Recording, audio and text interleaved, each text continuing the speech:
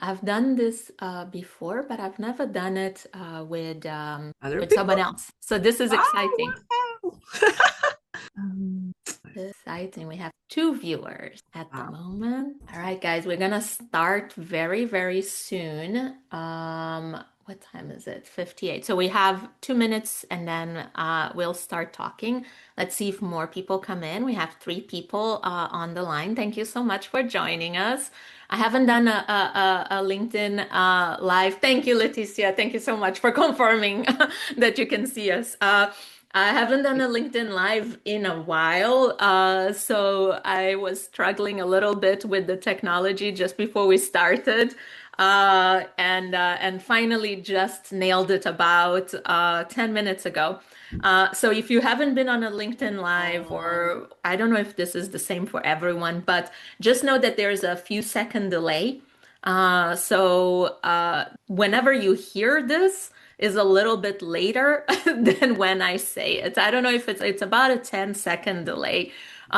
So if it feels like I'm ignoring your comments or your question in the comments, it's not that I'm ignoring, it's just that I've already responded, but you haven't seen it yet. So that's the basic thing. So I see now on my screen that we have four current viewers. Do the other three people want to say hello? That would be very, very nice if y'all said hello. And let's get this party started. Okay. It is 1 p.m. on my computer, so I think we can start. So, hi everyone. Thank you so much for being here. My name is Nuria, and here I am today with Rishu, another medical writer. When I said I wanted to do a book club on this book, she was very excited, and she joined me. If you don't know me, I'm a medical writer. I work primarily in continuing medical education, and I'm an AI educator for medical writers and science writers and people in this space. What about you, Ree? So I'm a science writer. I used to work in regulated like Johnson and Johnson MedTech. I'm right now AI strategist and minimalist. I only use one method only, but I really love exploring like since accuracy is not a problem, what's next? So it was so exciting to read this book, and really even before this event happening, I'm still thinking out loud like, oh my god, I have more thoughts on this. So yeah, let's Uh-huh. start. Awesome, awesome. So, if anyone is wondering, the book we're talking about is this book, Reshuffle, by Paul Shodari. So I heard Ed Gandia talk about this book on his podcast, and I was like, oh, that sounds interesting. Because Ed Gandia, he's like a writer, but he's like a copywriter, so not a medical writer. But he was talking about how this book was kind of transforming how he thinks about his new work, how work is going to evolve for writers. And I was like, oh, that is very interesting. So I got the book, I read the book, and I was like, oh, this is like everyone needs to read this book. So then I talked about it on LinkedIn. And since then, I've read the book about three times. So this is starting in November that I first encountered this book, and I've already read it three times. Now, by reading, I mean I've listened to it, and then I bought the physical book, and then I read it. But I usually listen to books. Yes, and then I wanted to have a conversation with everyone about this book. So if you can tell us in the comments if you've read the book and all of that, that would be nice. And then Ree has prepared some slides. Is there anything else you want to say to get us started, Ree, or should we just start with the slides? Let's just start it. Cool. Since I saw you prepared so much and I cut half, and then I still think an hour may not be enough. But yeah, but if anyone wants to say something about the like what you think about the book and so on, feel free to pop the comments. Yeah. Yeah. So I see Stephanie is also here. She's here from Oklahoma. Hi, Stephanie. So, wow, it always starts from the first one. Uh-huh. So, the big idea.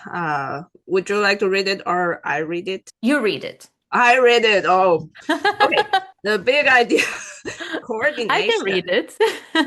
Okay, so the big idea is coordination. The one of the central ideas in the book is this issue about coordination.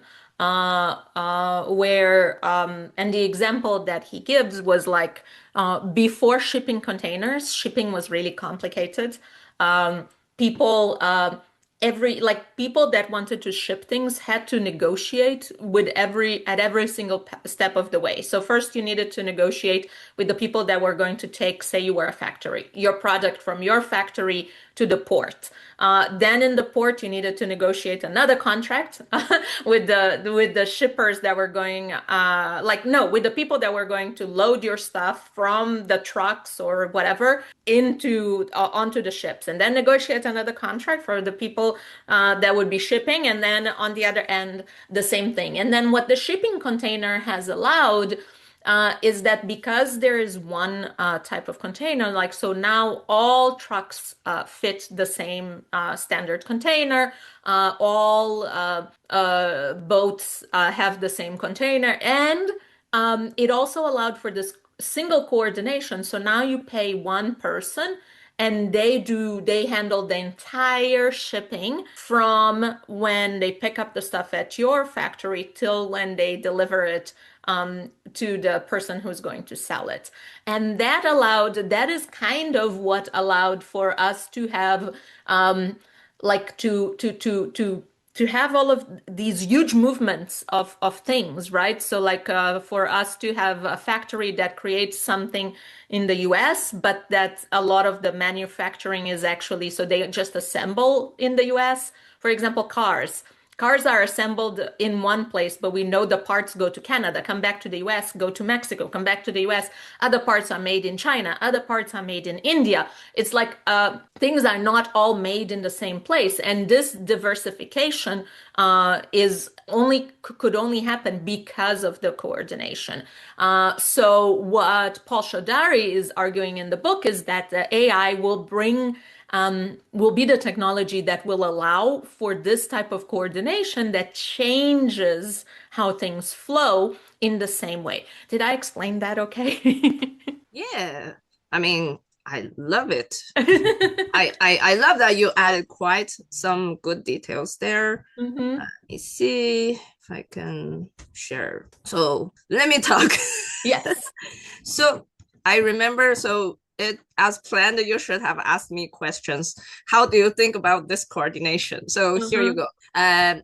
So since we're getting into this coordination concept, I would love to explain with two quite familiar topics, examples. So TikTok, why it's winning the game.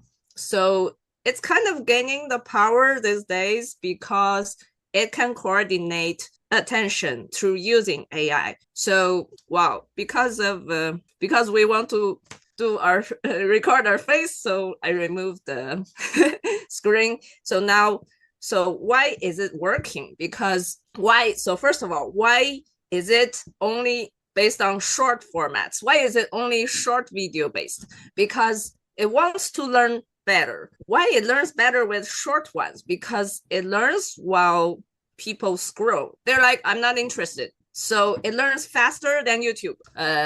So then it learns what people want, and then it come back to recommend content.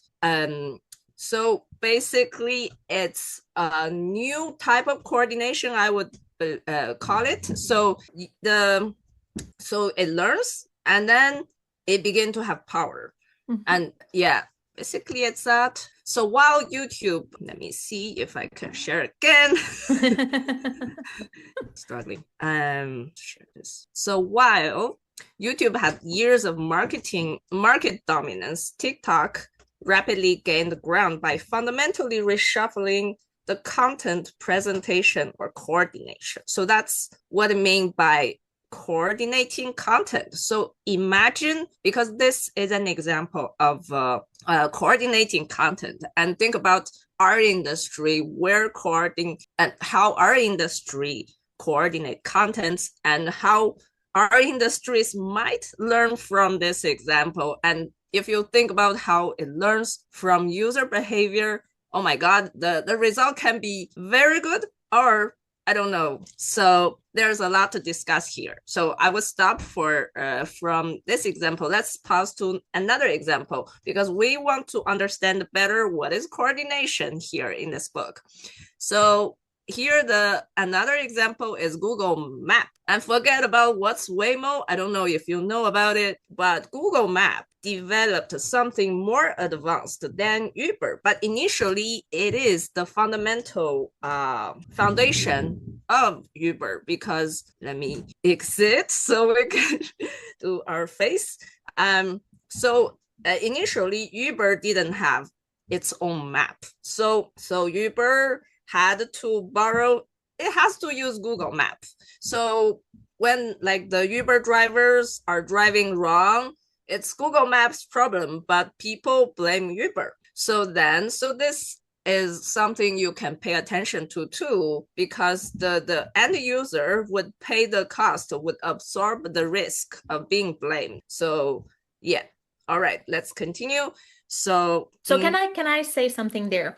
Yeah, So I sure. think so to give you an idea of the idea that we're trying to establish is why coordination is important, right? So with Google Maps, I think it can be a very intuitive idea as well. If you think about before how we used to drive, right? We used to, if we were driving in our own city, and that can happen even today, we know the routes we want to take. We know, like when I go to the grocery store, I usually take this road.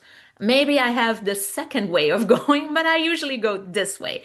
And we always take the same roads. And even if we mix and match a little bit, we will take the roads that we know. Right? And they're like all of these areas in our mental map of our cities that are kind of like just a black box. Or no, or maybe they are kind of like in a cloud, right? I have no idea what's going on there. I don't know, like if I could get out of there if I needed to, but I don't know off by heart, like where do roads lead and all of that. I don't have a mental map of all neighborhoods. What I do have is like, so I have all of these black spaces and then with some roads that I know very well. Now, what Google Maps does is that you basically have a full map of everywhere.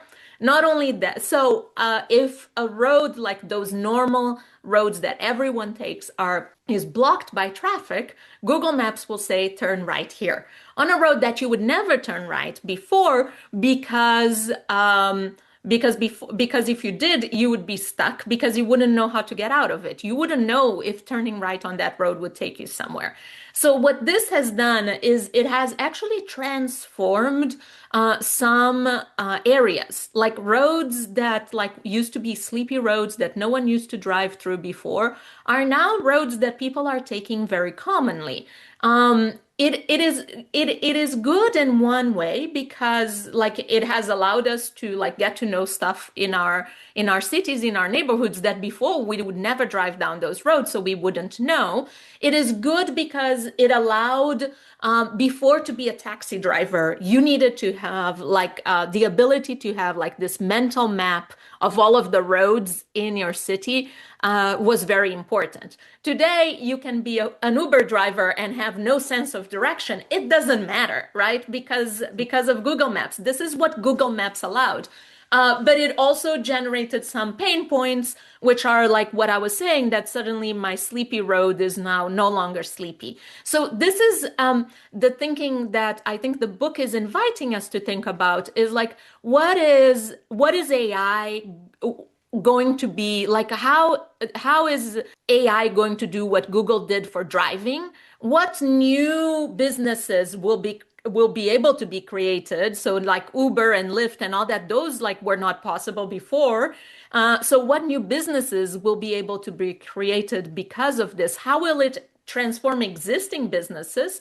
And so shipping, like people that depended on maps before, like just general people like taxi drivers, people that drive trucks, all of that, right?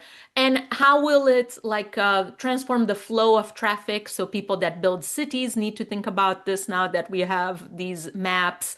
How they need to think about new ways for like how do you put schools and all of that to keep cities safe, and what will be the new pain points, right? And all of those are opportunities. So if we start thinking about it that way, we can think about what are the opportunities for us as medical writers to transform our business given this new transformation. So what do you think? What is how is AI going to Googlify our? What have I you love say? that. You have a favorite AI that you usually use. How has AI? What is it, and how has it Googlified your the way you work? And what do you think? What do you see for the future? Me. Okay. Yes. So, so why do I need my script? No. So basically, the first example I want to give is actually the I wanted to do my business example, but I was like, it's better for the family one because I'm a mom nerd. I'm a mom nerd that I don't really understand what other people are thinking, but I have to coordinate a family, and my husband and my mom don't speak the same language, and that's not really a problem actually. But to understand different cognitive brains, like everybody, even if they're close, you have different brains. And for example, I want to understand what my kid needs, and she could not tell what she really needs, and I need to really guess hard and what I can do to facilitate all the actions needed. And for my husband too, even if he can express himself, he's very expressive, there are always things that I'm not so sure of how to communicate with him. So I use AI to remove this constraint, basically call it, because before we couldn't communicate what our basic needs are, unfortunately, not always. And then I was like, why this person do that? And then by talking to AI, I slowly understand, okay, this type of brain needs that. So in that case, I don't really need to pay much attention, but I just need to pay a bit of attention and things like this. So by doing this, it removed the constraints, the miscommunication thing that we couldn't avoid before. And this is definitely something we couldn't do before. And now I understand them definitely much better. My mom, my husband, my kid, and yeah, and to understand what's the real problem. Sometimes it's the cognitive brain mismatching. Sometimes there's like what my kid, why she cannot eat, and I dig into why and design like the playful games to like train with him to have fun. So those are things that was coordinated better with the help of AI. So yeah. So what's your examples? And I think that that's like a really cute. I have other friends that also do the same. Like they say that they have trouble figuring out how to talk to the people in their lives, in their personal lives, and they use it a lot they use ChatGPT a lot to help them figure out like how do I say this? Like I just had this argument with my spouse or with my child, and like what is going on? Like why can't we just like understand each other on this? So I think that is not how I have been using AI. But I do think like there are lots of people that use it like that. I am also curious from the people that are watching. Have you guys used AI to help manage your personal relationships before?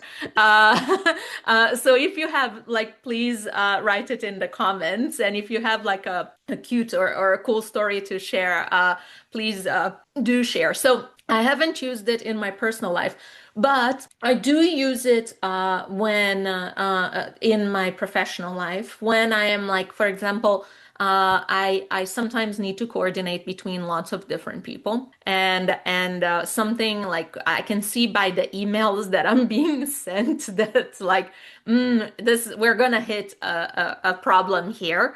And I'm like, but I don't know like how to avoid us hitting this problem. So I will sometimes say like, go to ChatGPT or Claude, and I'll be like, so this is what I see happening, and how can I say like in a way that it doesn't step on anyone's toes? Like, how can I try to prevent this problem from happening, and that can be really effective. I think I haven't. So I was thinking this morning actually that I want to develop a system to help me to make AI like actually automate uh, a lot of workflows in my system. So and like it can be really, really powerful. So here's what I was imagining. I probably will use like a project manager type thing, and then I will develop like um, a few rules-based things. Like if I add a project, this type of project to the project manager, please then go read the brief. For example, a needs assessment. I'm like, someone asks for a needs assessment, and I put that there. I want you to ask me. I want you to read the information that I've given you, and then ask if you need to ask me any questions. Ask me questions, and then I want you to go search PubMed, find papers, and then I want you to send me a list with hyperlinks to the papers that you think that are important, because you cannot have a robot download directly from PubMed. You then go and you'll have to download manually, but then you can ask AI to rename all of those files. So I don't rename my files anymore. I have AI rename my files and move them to a certain folder. Then go and at some point, I also wanted to go to my references folders, because I have like all of these folders with all of these references, and pick papers that would be appropriate for this needs assessment. Then I want so now I have all these references, and I want it to read all the papers and see like which areas of the needs assessment, which papers like tabulate it. Tell me like paper A, B, C, D is good for gap one. You see what I mean? Paper F, whatever. MNLOP is good for gap two. XYZ is good for gap three, and tell me why. Give me a full report.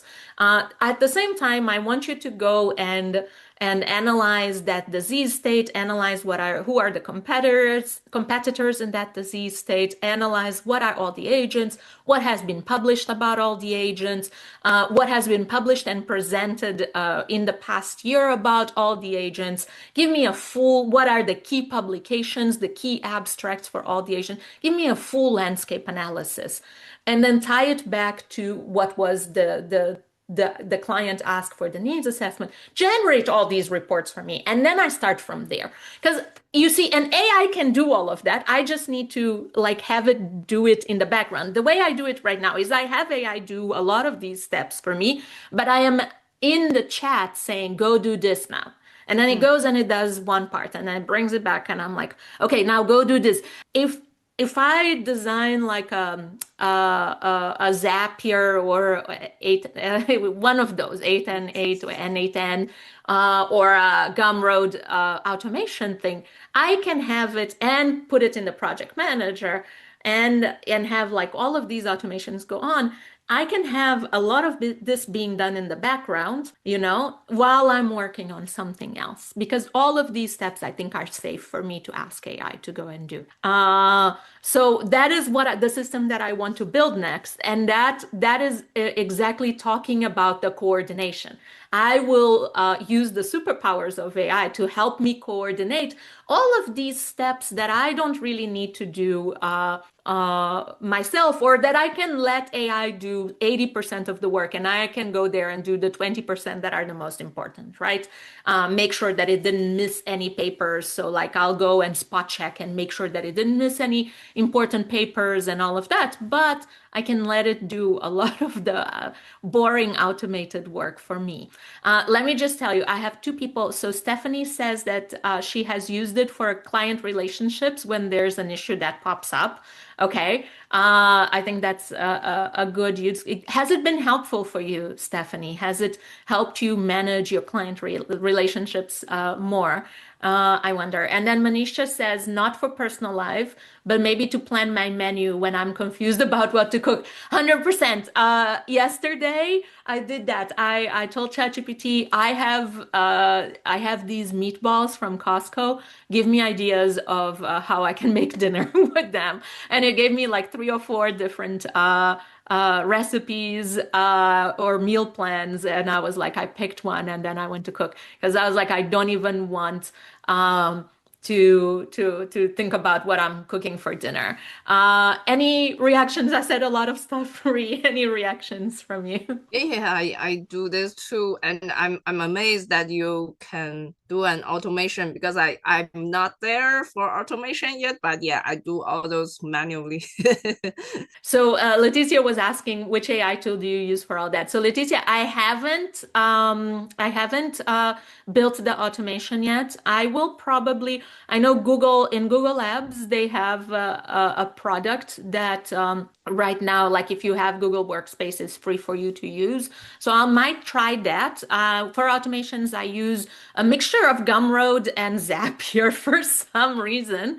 I think I also have a few make automations out there, but I haven't really built the automation. That's what I was thinking this morning. I need to build, like, this needs to be something that I need to build next. But for example, for renaming my files and moving files from one folder to the other, I use Cloud Code. It does the job really well. For doing PubMed searches and selecting the key papers, Claude does it well. Gemini sometimes, yeah. So I sometimes, so I try all three, and then I pick the answer that I like the most. Is basically my answer there. Claude lately has been really helping. You know, Claude has integration with clinical trials. So now, if you go and you turn on clinicaltrials.gov and you turn on that integration with clinicaltrials.gov, you can ask Claude, and I've tried this, and it works really well. Tell me all of the phase three trials for this drug for this disease. Give me a summary, and it gives you a summary. And that is so much easier because, like, getting all of the, like, going to clinicaltrials.com and doing like that research used to take me a lot of time, and now I can do it just straight. Wow.